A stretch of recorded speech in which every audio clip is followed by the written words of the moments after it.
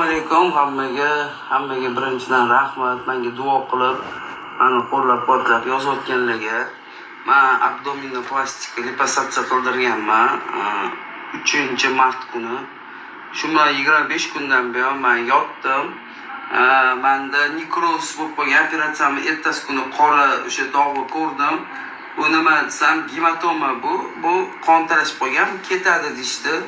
Shu bilan 25 kun shuni ketishini xohlab, keyin 25 kundan xavotir olib, boshqa doktorlarga jo'natsam, bu nekroz, srochni qarating deb bir emas 5-6 ta abdominoplastika boshqa vrachlar menga aytdi. Keyin men bularga aytib, janjal qilganimdan keyin mana 5 kun bo'ldi, men apparatni qo'yishdi.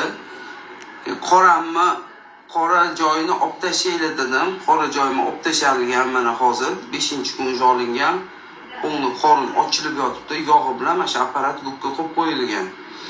Shu bitta iltimosim sizlardan, bu Medkonsultat klinikaga boykot e'lon qilib, bu yoqqa kelib hech qachon не только abdominoplastika, liposatsiya, любой operatsiyani qilmanglar. Mana operatsiya qilgan 2002-yil bolaning ustozlari Gulistondan kelgan, dokumenti yo'q bo'lgan insonlar mana operatsiya qilgan, institut o'qigan, operatsiyaga kirishi mumkin emas bo'lgan insonlar operatsiyonida qo'pol qilib qassoblik qilgan. O'shaning uchun hech qanaqa даже qo'linglarni привязка qilgani ham bu yoqqa kelmaydi. Boykot e'lon qilishinglarni so'rayman sizlardan. Hammaga rahmat, boringlarga shukr.